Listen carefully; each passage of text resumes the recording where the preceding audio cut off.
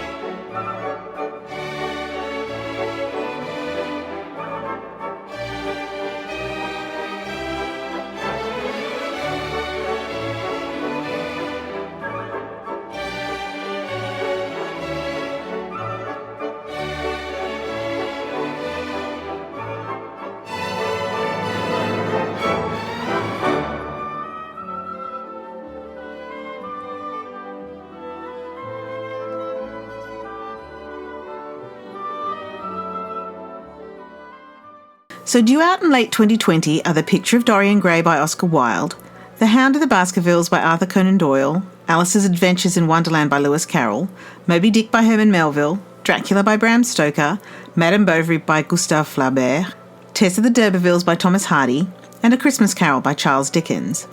Future titles have been hinted at, and I expect them to include The Adventures of Tom Sawyer, The Adventures of Huckleberry Finn, The Call of the Wild, The Jungle Book, Black Beauty, Heart of Darkness, The Secret Agent, Phantom of the Opera, The Scarlet Letter, Kidnapped, Oliver Twist, Moll Flanders, Gulliver's Travels, and Portrait of the Artist as a Young Man.